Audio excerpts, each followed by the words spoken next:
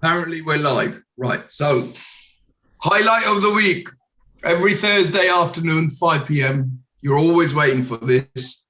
Mitch has got a massive smile on his face because he knows it's so good here. Right. So, Thursday, 5 p.m. must be time for property professionals. And look, it was quite hard. I had to twist his arm. I've got to be careful what I say on live because I might get done for bullying. I have to be a little bit persuasive, twist his arm and say, come on, mate, spill the beans. So reluctantly, he's agreed and he's going to spill the beans. We've got a special guest, one of our favorites. So put down your coloring pencils, get out your pens, notebooks, take some notes because we've got some really great stuff. We've got Mitesh and he's going to talk about something really interesting. He's the man with the money, right? The man with the money. Like, I think there's a James Bond title in there, the man with the money or something. Right, anyway. The man with the money under the mattress. That's a different show. You did not hear Mitesh just say this. Nobody wants a tax invest. Come on, Mitesh. That's not your area. That's one of the accountants or the tax guys. Right. All right. This is a serious show. Let's mucking about. The man with the money, not under the mattress. He's the man with the money because he can get it for you from other people. Right. A bit of editing being done there. Dill, he didn't tell you where the mattress is. Yeah. He didn't tell you where the mattress is. Mr. HMRC, Mitesh did not just say that. So please don't investigate me. You can go and look under his mattress if you like. Super king size. Yeah, the king size, exactly. And it's not under your mattress either, right? So stay away from mattresses. Anyway, come on. This is a serious program. Put down your coloring pencils, pens, notepads. Mitesh is going to talk about how to borrow money. That's true. Very true. Very true. Right. Enough of this. Look, you're putting me off already. And I know what you're going to ask me next, aren't you? Yeah. Let's do that. Oh, Let's share. let's share. Depends what we're sharing. I can't give you permission. Surinder, you got to put your 50p's in. Let me to share his slides. There we are.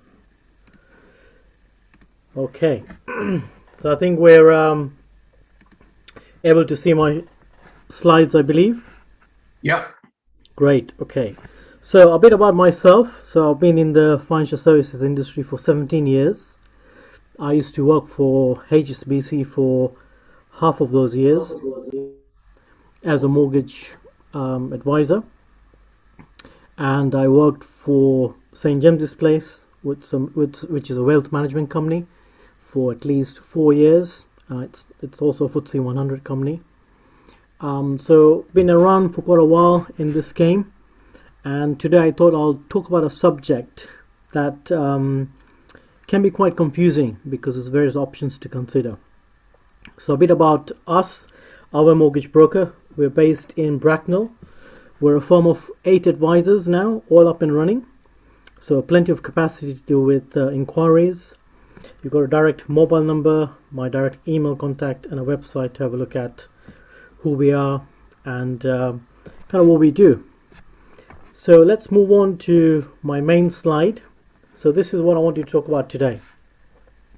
The mortgage scenario of let to buy and then an onward residential purchase options.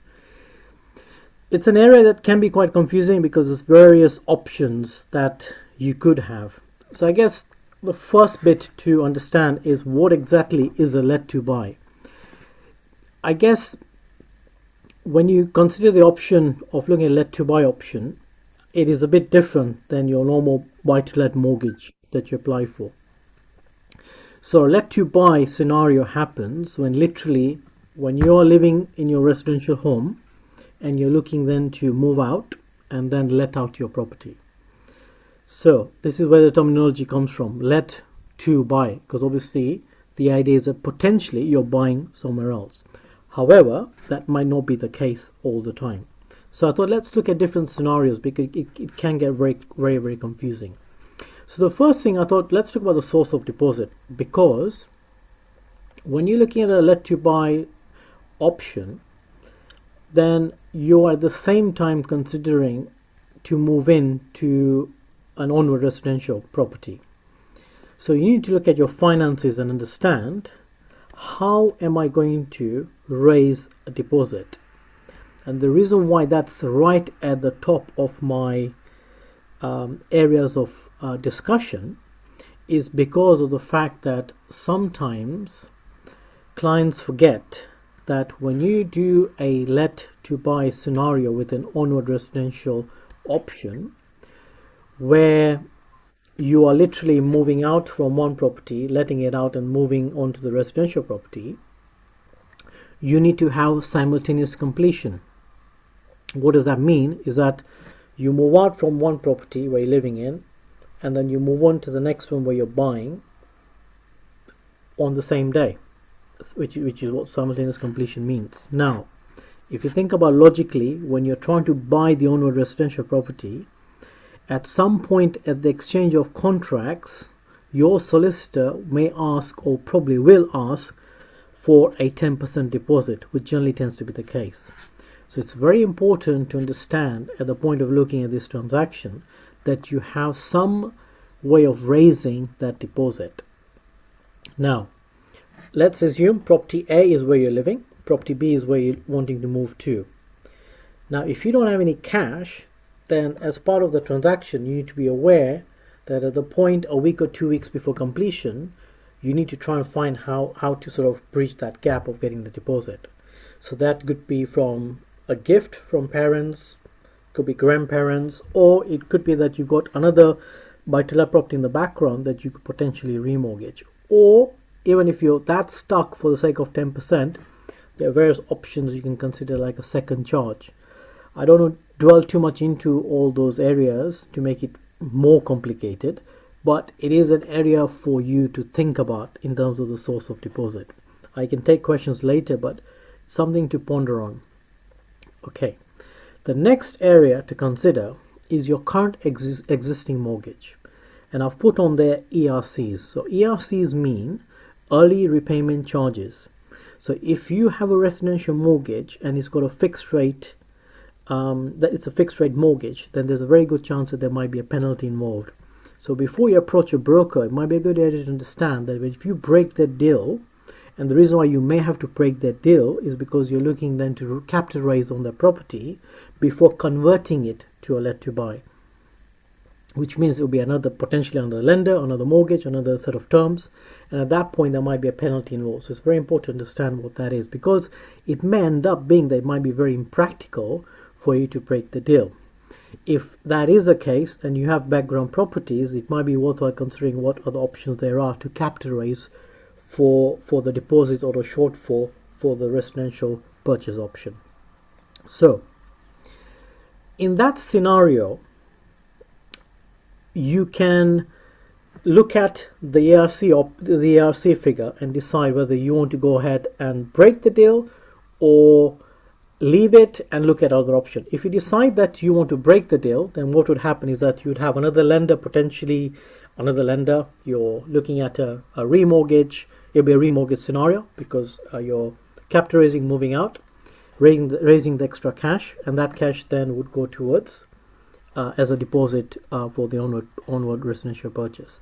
If you decide not to break that deal, then as a bare minimum, what you need to do is get a consent to let permission from the lender. So it's a letter basically. So you'd have to ring the lender up and say, I'm letting my property out, I need a consent to let. And the reason why all these steps are important is because when you look at the option of moving and wanting to let your property out, you need to look at these two transactions at the same time. The one for the property you're moving into, in some cases there will be a mortgage, some cases there may not be a mortgage, and the property that you're looking to then let out. Now, the other area to look at is the age of the applicant and affordability. Because remember, the owner residential purchase option, if it is a property that you're looking to move into, which is, let's say, a higher value property, that may be one of the reasons, and generally tends to be the reason why people move to another property to live in, is because they want a bigger size property, which generally tends to be the case. Then just bear in mind, based on the age of the applicant, as of whether the affordability based on the mortgage you're looking to get on the residential purchase is feasible. If there's a shortfall, then again you may need to look at your background property, look at maybe other incomes that you may have declared on your tax return, because if you've got a portfolio, you'd have declared some profit from rentals of the properties, and look at all that overall and see whether we can use that to support a higher mortgage amount. So sometimes what tends to happen is that we may get pay slips from you because you're employed, but you may have a portfolio of properties and you're then declaring that on a tax return. So we can use that to support the lending. So again, it's something to bear in mind. But as I said, and I've always said this all along, it's always best to plan all these things at least between 3 to 6 months ahead of your plans to move, because this particular area can be quite complex.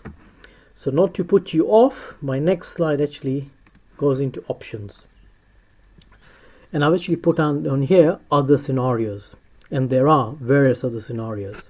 So let's look at the easiest one out of all, a let to buy scenario with an onward cash purchase. So what am I saying there? Is you're saying to me that I'm going to move out of my property.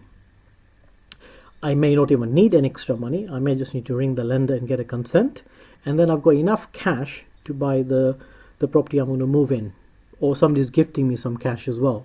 So I don't really need any money. Or you basically turn and say that I want to borrow the extra money from my existing property, and then with the extra money I've borrowed plus my deposit gives me enough cash to get the residential property, which means I don't need a residential property.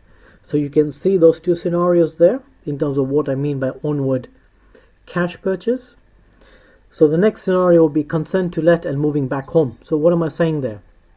So COVID is a class example where people I know for a fact have had to let their properties out and they've moved back to the parents' home. And that's been a scenario that I've seen a lot over the last 2 years. So what happens there? You have to get consent from your existing lender, and they'll probably will grant you the consent, and on that basis you then allow the tenants to move in, get the tenancy agreement set up, and then you can move back home and live with your parents. Another scenario, quite common these days. Then what else can happen? So the traditional route that most clients that I've seen tend to go for is they come to us and say, I've got a lot of equity in my property where I'm living in. I can get good rental income. So what I'd rather do is do a remortgage, get a let to buy mortgage on it. It's the property I'm living in right now. And then capital raise so that I can get as much money as possible. Anything up to 80 to 85% lending, which is quite possible. On that property, use that cash as a deposit, because I might need a bigger deposit to fund my onward residential mortgage. So that's the other option. And then the consent to let and cash purchase. So this again goes on with the other scenario that I've mentioned, but literally all you're saying is what I just need to do really is make a phone call to my lender.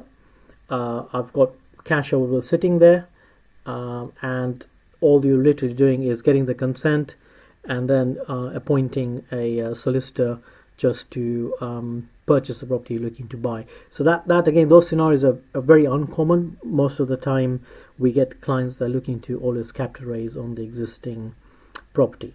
Now there might be questions on that scenario because of the fact that there might be early repayment charges, the second charge option I mentioned. So I'm happy to take questions around that a bit later, because we've found sometimes that most clients sometimes have more than one of the property in the background.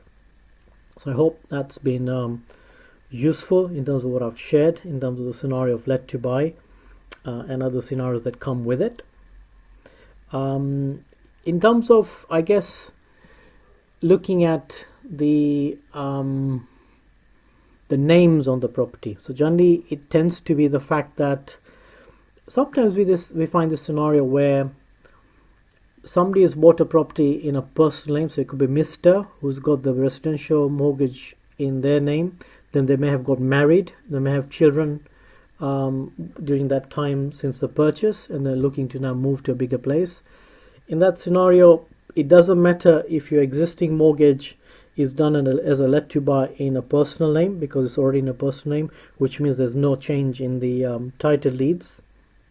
And then on the onward purchase, it could be the husband and wife, so you're taking two salaries to support the mortgage. So that's also possible. I don't know, again, overcomplicate matters, but if you got brothers and sisters also living in the property or wanting to move in to the onward purchase, then even though the let to buy scenario is under one person's name, you could potentially have 4 people on the mortgage and 4 people on the title deeds, and we have lenders that can take all 4 income to support the lending. So yeah, it's another area for you guys to think about. So I guess you're thinking who I am in terms of my expertise and what I do. So I'm a specialist mortgage broker, deal with all sorts of areas of finance, bridge finance, commercial, development finance, second charge, as I mentioned earlier, portfolio lending.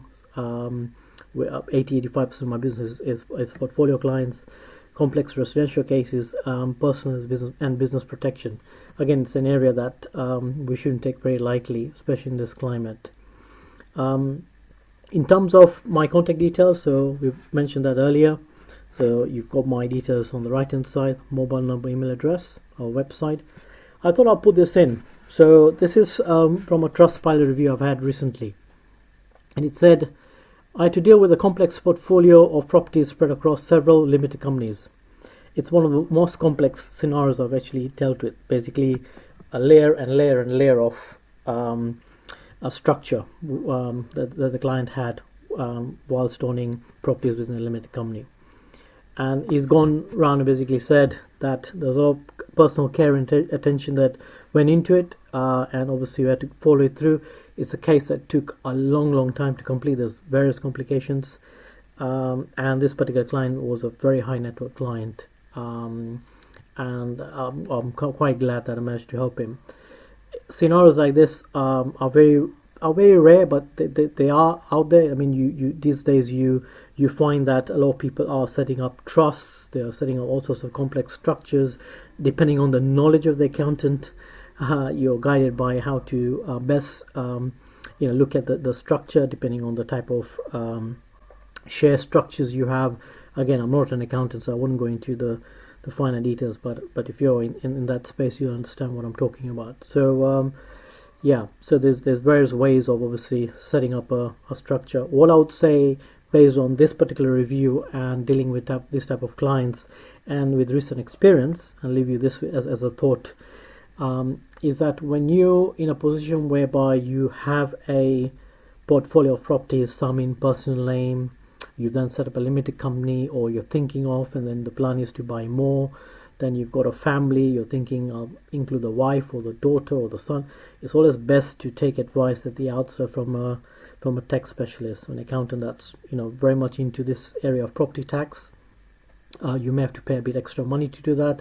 If you're paying for a meeting, it's worth it, because it's always best to get it right at the outset, because as brokers we can't give advice on those areas. All we would do is find out your need and service that need. If the need is to buy properties in a limited company structure, then obviously we would expect the limited company to be formed, and then on that basis we'll obviously provide you the transaction to go with it. I just want to mention lastly about an event that's coming up. So it's called Educating Property Investing Conferences. It is mainly around the first E, educating, because we have various people joining us. So apart from the advisors from our mortgage broker, we've got somebody from Sotaria Planning that's joining us to talk about wills and trusts. We've got Avocado Property, who are an estate agency, so we're going to have a panel discussion.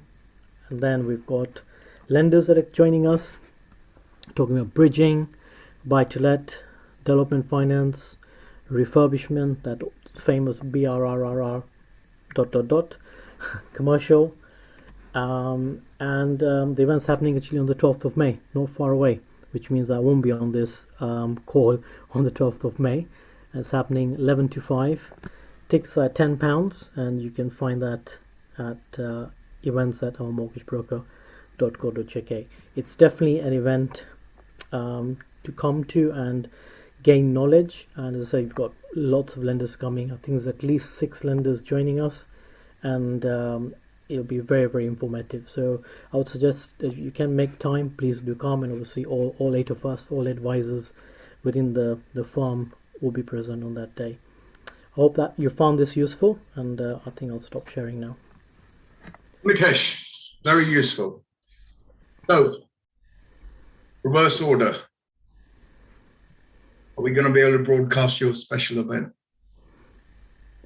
I think you need to speak to Akhil about that. I'm not quite sure what the final decision has been on that.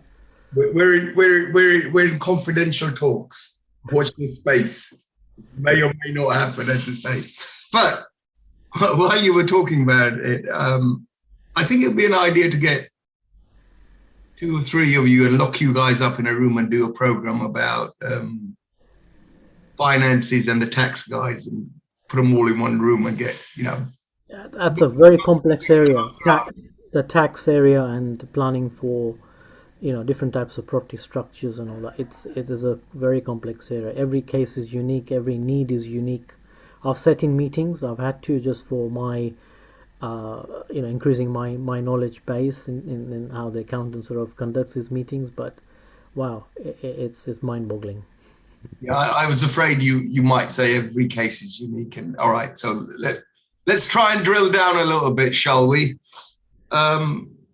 My question for you: if a property is in a trust, and by a trust I mean it's not visible on the title deeds, can they still get a mortgage on it? They can. It's very few lenders will do it. Sometimes you have these trusts that are offshore. Again, becomes very complicated, but it can be done. It can be done, and you know a man who can, basically. Yeah, it is. Not every lender will have an appetite for this, but it can be done. So what we found, and I think I mentioned this, I think last time or the week before, when we talked about these grade 2 listed buildings and holiday lets, the lenders are evolving around the criterias, and so when they see a demand in the market, then they'll make the adjustment.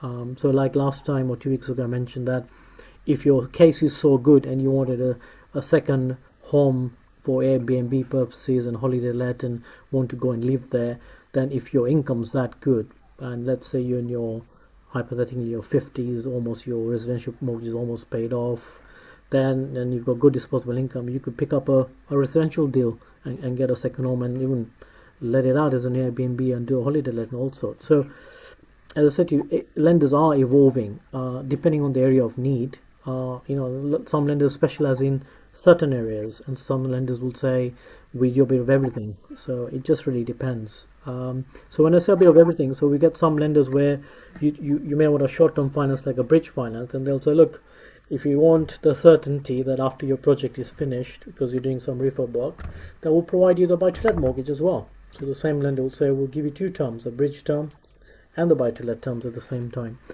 It gives you a lot of peace of mind, because these days, as you know, cost of projects can go through the roof because everything is becoming very expensive. And I mentioned this, I think, again last time or a few weeks before. Some of my clients decided to back off some of the projects because the costs were mounting up and up, and so they couldn't budget for what they're planning to do, or the budgeting was going all over the place. So they had to rethink the strategy in terms of whether it's worth doing a big development or do we take something smaller because we may be stuck on cash. All right. Can I come in for a minute? Of course, yeah. You said in trust and not visible. So it's owned by somebody who is the front person. So obviously there'll be a trust deed set up. So the information will be there. But I think the question was, although the trust deed might be set up, but it's not visible. Is that what you meant, Dale? That's a bad trust. So land registry is registered under someone's name. Bad trust. By trust. Yeah. No, not by trust. If his land, he is owner of the property, whoever is in there. So if you want to remortgage it, it has to be done in his name, revealing the trust. So what I would say is that there's no need to go into the nitty gritty on how the trust is set up, because what tends to happen at the outset is that with these sort of specialist lenders, the first thing they'll say is, give us some information about this trust. So the solicitors that are there in the background will have a copy of it. So just ping an email to the lender. They'll be able to tell us whether this trust structure is good enough for them to be able to lend on it. So I wouldn't be overly concerned. No, Complex structures and cases that we deal with, like the one that I mentioned earlier that I had a Trustpilot review on, was 90% of that business was done by email. I didn't even have to sort of put an application in it straight away or wait 2-3 weeks for a response. It took me a week back and forth by email, and went through the houses, through underwriting, management, and then I got the approval. And most brokers tend to work that way. When there's something that complex, you wouldn't go to Barclays, for example, to place a case like this. So, we'd have access to those specialist lenders where they'll just say, look, provide me X, Y, and Z, and we'll let you know. And within 1 or 2 days, you kind of know where you stand. So that's why, as brokers, we have those relationships with the lenders, so that when you get inquiries like this, we don't have to sit all night and think about, policy changes that are happening on this area and try and get to the top of things. Otherwise, we'll never get any business done. Does that answer your question? No, the thing is, somebody in trust which is not written down on paper, just taken in somebody's name. Is that what you were referring to? No. What I was talking about is the ownership, according to Land Registry, is person A. Yeah. But they're holding in trust for somebody else. Yeah. But that is not visible to the public. So is there a trust deed? Yeah. There'll be a trustee. Well, some people, we don't, in our community, some people don't do that. And that the person who is holding it will go and remortgage. So how was the property mortgage in the first instance? Well, I don't know. It was a hypothetical question because, it's not revealed at all. Even in the second, if you want to remortgage it, you don't reveal your, it's in trust, it's just owned by this person. And if you can meet the criteria, he will get the mortgage. Yeah, so what tends to happen straight away when a case like this comes on, we'll have a contact as a point of contact, as a manager that's allocated to us with the specialist lenders. And then what they would do is, based on their level of knowledge, they'll either tell us yes or no, which normally tends to be the case, or if it's that complex, then they'll refer it to an underwriter straight away. all right. So you get an official answer by email to say this is a case for us or not. So it is not one of those where try your luck, put it in, see what happens, and we'll let you know after a week. It doesn't work like that. We don't work like that. All right. So that reminds me, holiday homes and grade two. Excuse me. Holiday homes and grade 2 buildings. You owe me a couple of programs on those. Well, we're gonna have a chat tomorrow, so let's see. I mean, maybe we can sort something out, Akil, and have these different programs that we can look at. I think it's good to make a plan and see the areas of interest. One of the things I'm keen to find out from the viewers also is that it's an area of discussion of topics that you'd like me to cover off, which might be another way we could organize these sessions, because I'm picking up topics based on kind of the cases I'm working on, or something that's kind of a theme in the last 6 months or 12 months. So let you buy, own or purchase forms at least 50% of my business. So there's at least 3 or 4 mortgages for individual I'm constantly working on, because they're trying to get cash from one property to the other, and then they're trying to go and buy a property to live in. So it can get quite messy. So it is a normal scenario, because, and then I kept on saying this in that slide, is that what tends to happen is you're always trying to buy a bigger place. And so when that happens, you may not have you may not meet the affordability criteria for the lender. So you're always trying to see how you bridge the gap for the difference between the mortgage rate on the residential property against the purchase price. So we're then trying to find how to bridge that gap. And that's why the source of deposit was right at the top of the discussion, because that's always a sticking point in these scenarios. On paper, everything fits. So what I mean by that is, you might try and say my property could fetch quite easily £2,500 in rent. Well, it goes around and says, nah, 2,000. You then have a problem on your hands, because we've put an application in based on the fact that your property could fetch £2,500. All right, great. Surinder, questions? No, I'm okay. Carry on. Okay, all right. So you're saying people are trying to buy bigger and bigger, yeah? Yeah. And I assume without selling or remortgaging the other properties. Yeah. You talked about people moving back in the COVID Yeah. thing. Now, I'm guessing your scenario was they own a house, they live in it, and because it's too hard to cook their meals and do their washing, they're going to run back to mummy and daddy. It's one way of putting it. Yes. Yeah, and they're going to let their place. Yeah. Now that COVID's over and they don't like living next to mummy and with mummy and daddy, and they want to come back. That's right. What happens? Do they have to undo that mortgage then? So if it's a fact that if it's the fact that it's a question of just doing a consent to let, which is a letter, Yeah. then potentially because you're in the fixed rate period, the lender would have just turned and said, look, that's fine. You've got a year or two or whatever, or indefinite or whatever it is, whatever the letter states, depending on the lender. Then all that you do is you inform the lender that the tenants are moving out and moving back in, and they'll make a note on the system, and that's simplest scenario. And you have to tell them that, do you? You do, yeah. Well, for insurance purposes as well, you have to inform your insurance company that there's tenants living there.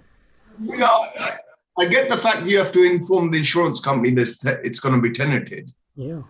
but you have to tell them that it's no longer going to be tenanted and it's going to be your residence, do you? Yeah, because the other thing that you bear in mind is that you need to make sure your electoral roll, your credit file, all that's got the right address and it tells you exactly where you've moved to.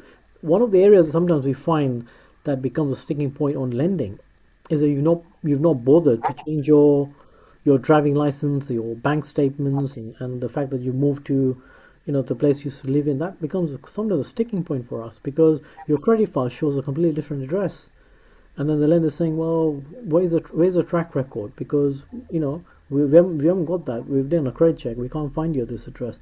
All these things you want to try and avoid. It happens quite often with main high street lenders. Normally, that's normally the case. But I would be very mindful. And I've mentioned this. The credit file and the checkmyfile.com website that I mentioned a few weeks ago. Again, we could have a session just on checkmyfile.com website and look at your data that's held. Because you need to make sure that data is updated in the right way. Because remember, the lender is looking at that data at the point of doing a credit check. So the data needs to match to say this is where I'm living. Because you're providing information for us to input on the system. You need to make sure that your address, date of birth, the name, the middle name. You can't forget things like that. Simple things like a middle name, 2 middle names, whatever it is. It needs to match whatever is showing on your passport, your credit file. It's just small things that sometimes causes lots of problems. Inside leg measurement? No, not that far. Okay, all right. And you must have read my mind. I think we might need to do a program on that subject as well. Right. Yeah, I mean, simple things like just making sure that you don't take things for granted. So if you're moving property, it's my parents' home. I was in my place, and 10 years ago I moved there. 10 years ago, it was like, wow. So yeah, and then I've just left my bank statements going to that address, and it's like small things like that you want to try and really avoid. It just causes more complication, and what you want to avoid is that there's already a lot of questions that the lenders will want to know and find out. You want to avoid all those basic areas that that you sometimes take for granted. You rather not sort of do those sort of things so that it allows a smooth underwriting process when we put the application in with the lenders. Otherwise, what we'll have to then do is explain the scenario at the outset with the lenders, make them understand, and then we might get an email saying that's fine, put a note in to say you discuss the case with me, it should be fine, we'll talk to the underwriter about it. And so it just causes delays unnecessarily. But I'm not saying that the case will decline, I'm just saying that it just sometimes causes more delays for the application process. Don't get yourself into the naughty corner. Right. So I've got a really good question. This is going to be really hard. Okay. Are you ready for this? Yeah. You're going to have to concentrate on this one. So Okay. I've heard property courses, property trainings where they say when they're trying to do a purchase lease option or something clever, And someone who owns their house as a residential house, Yeah. they say, it's okay, we will rent it from you. Yeah. You can keep the existing mortgage. Mm-hmm. We're going to rent it from you and put a tenant in. All you have to do is get consent from the mortgage lender and say, we're going to let this home. Is that correct? And is that something that comes under let to buy? So let to buy. So let's not complicate matters. So I know of the purchase lease option scenario. Not many brokers would, because of the fact that it doesn't involve a mortgage transaction. So I've attended a course, 2-day course that went into all this for free. My name got picked up for hat, as they do. So I know a bit about it. The reason why I don't know too much about it is because it's not an area that we deal with. But having said that, I like to break things down in logical order. So if there's a mortgage transaction involved, in this case there isn't. What generally tends to happen is that you have a solicitor involved, a specialist solicitor, from what I'm understanding, that draws up these contracts. And then logically, if you've got a tenant living there, you're living in the property, then you should be informing the bank. So that much I can tell you for sure, because I know that there are solicitors involved in this transaction that drop contracts. My understanding in a nutshell, what tends to happen is that the expiry of that lease option, you either decide and you get first refusal on buying the property, or the guy then says, okay, fine, we'd agreed this price, you don't want to buy it, so then I'm going to now give it to somebody else. But the idea is it's that security to say, the next 5 years we're setting the price, this is the arrangement in the interim period. After 5 years, this is the price, I'm going to buy it, you're happy with it? Yes, let's sign a contract, job done. That's my understanding. Yeah, thank you for explaining the lease options. Well done. But I'm asking you the mortgage. I'm asking you the mortgage question. The mortgage doesn't come into place, no, because we're not arranging a mortgage. It's a purchase lease option where there's no mortgage transaction. There's no scenario where you're raising a mortgage or doing anything as a mortgage transaction. So then it involves just admin stuff where you have to contact your lender because there's a change of people staying in the property. It's normal things like that. If you're moving somewhere else, and also you need to make sure that your credit file is updated with the right address. Okay, so the short answer is yes, you're going to contact your mortgage lender and it can be done. Yeah, it can be done. I mean, I know that a lot of I've dealt with 1 or 2 of these transactions, and I've then been told by the client that they've done all this work, and emails were sent to the lender and responses came back, and the lender has made a note on the system. As long as they're getting paid, which is kind of the main concern. But all these areas again, what tends to happen with brokers is that when a mortgage transaction gets completed and you've got a mortgage reference number created and you become an existing client for that lender, what generally tends to happen is that for whatever other inquiries you have post completion, normally you would at that point have a dedicated number that you'd have to ring a department, a customer services department, and deal with queries like this. Brokers don't normally get involved at that side of the transaction post completion, and that's generally a fact. This just generally doesn't happen.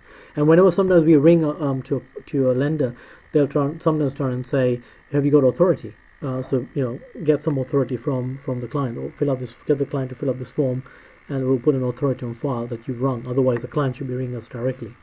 So there are things like that to be considered. But a very good point, an area that you raised, because I know that based on all these YouTube clips and different courses out there, a lot of people are going for these quirky options, and a lot of people, I guess, will start googling now and understanding what purchase these options are all about.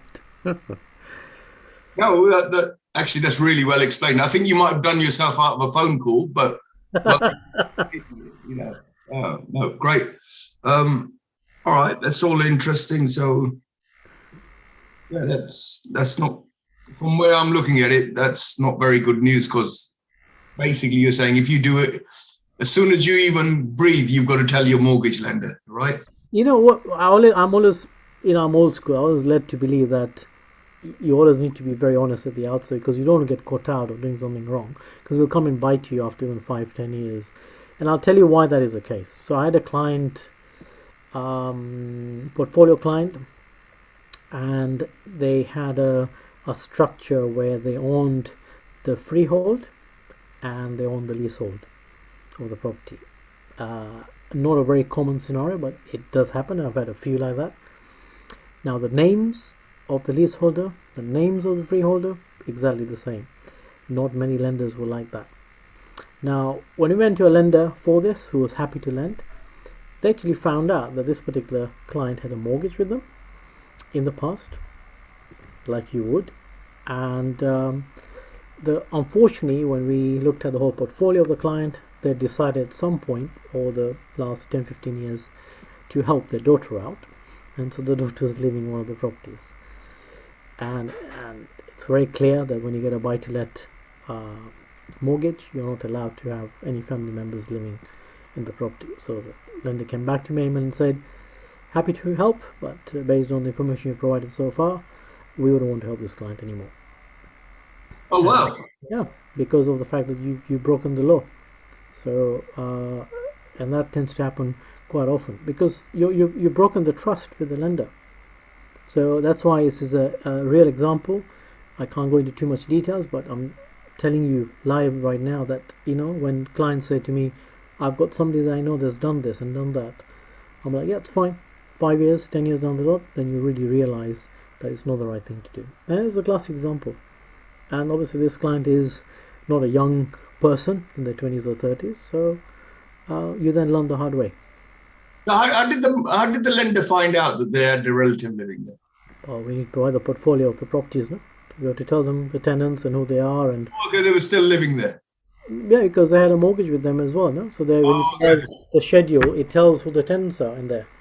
So and then figured out, no, it's actually we can't lie, no. So it's basically we know that family members living there. So it wasn't that particular property that we're looking at doing. It was a new one, or an existing one they were trying to remortgage, one of the two. But because there's an existing client as well, they're just trying to say, look, we can't lend anymore.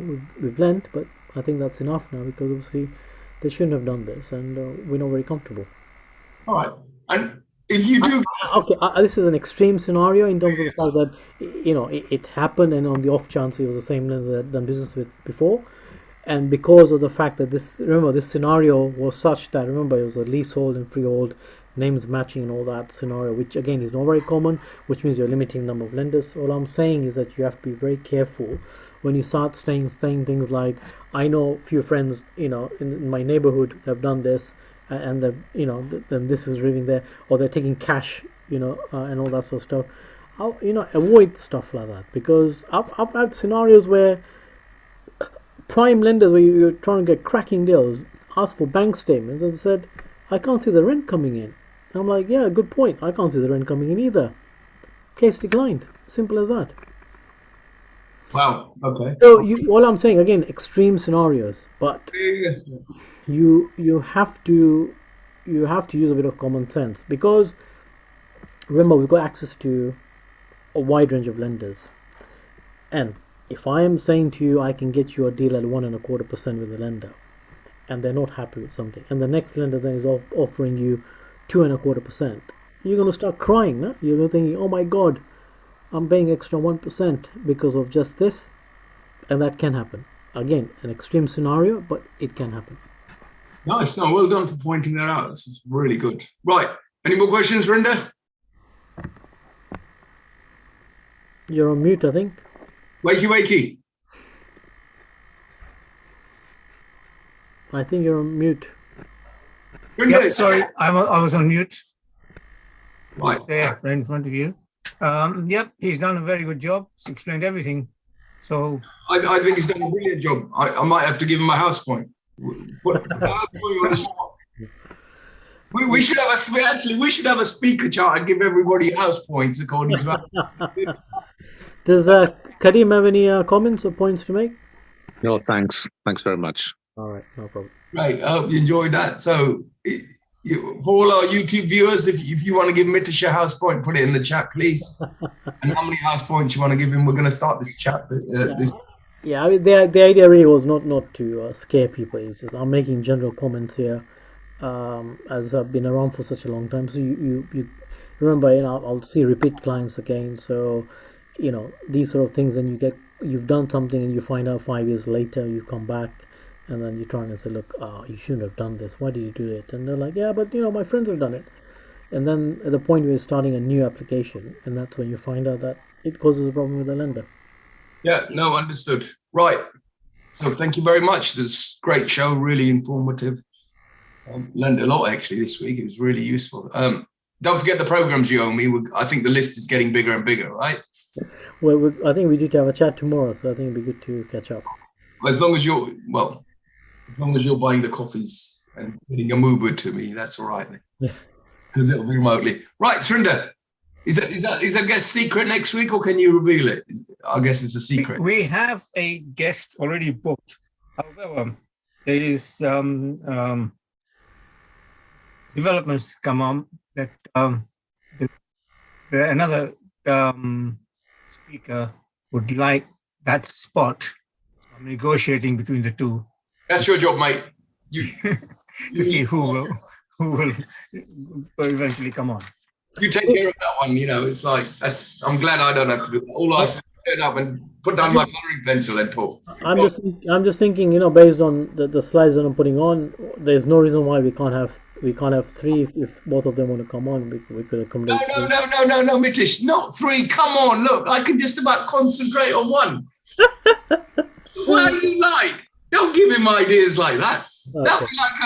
That'd be like a what do you call it? A panel show. We don't want to do one of those. That's complicated. Well, unless we do one with you and the tax guy and Yeah. and the PLO or something, purchase lease option, something like that.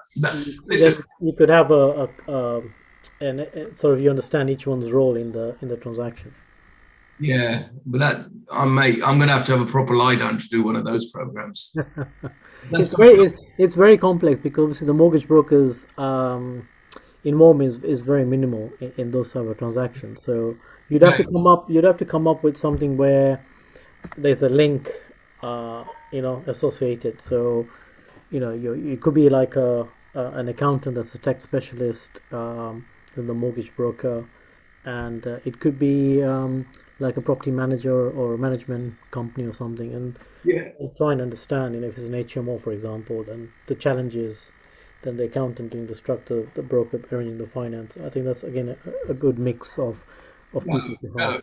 No, that's going to be a hard program. I'm going to have a lie down before, a lie down afterwards. The way those programs work is you lock people in a room and you say, give me the answer and none of this. What you're not allowed to say is it depends. Yeah, I mean, I'll be also into you. If you were to really go out there and try and find people in terms of the hot topic areas, then I would say HMO is a hot topic area. Of course. So if you find people who's a professional in that field, whether it's a property manager that looks after HMOs, especially the cost of living, and broker talking about the challenges they face, and then and even if you get an accountant, not an accountant, but even if you get a solicitor involved, you get a lot of knowledge around the challenges that you face around a transaction like HMO. Because I've got one that unfortunately is sort of going to go down the drain because the client wasn't prepared very well, and I just went with it. 6 months have gone by, and that case is going to fall off the books. But very rare that it happens, but it's just a lot of preparation, a lot of work, things that you shouldn't be doing to the property. Lots of laws have changed, and Yep. a lot of complications that can happen with HMO I transaction. think you're chalking yourself for another program there, mate. I'm digging a hole for myself. Well, no, it's all interesting, because basically from what you just said there is don't do HMOs unless you really know what you're doing. Unfortunately, the sad reality is that there's so many changes in the law that you really need to keep up with it. Simple things like, do I need a license? Don't I need a license? If I put 3 students in a property, you know what? That could be classified as an HMO. You don't need a license, but it could be an HMO transaction because they're unrelated tenants. Thinking, why? It's not Authorities have HMO. different policies. Yeah. Yeah, so it could be like, but it's a house, it's a three-bedroom house. Yeah, but it's three students living there. So the lender is saying that although it's a house, although it's three bedrooms, then it's not five, it's an HMO on that ground. So again, layers and layers of complications can happen because of the tenants that are moving in. So it's just, simple things like this. It, again, doesn't need a license. You need to speak to the council and all that, but still, again, from a transactional point of view, it's a different transaction for a mortgage broker compared to a standard three-bedroom, buy-to-let mortgage. So, You're going to do a program on it.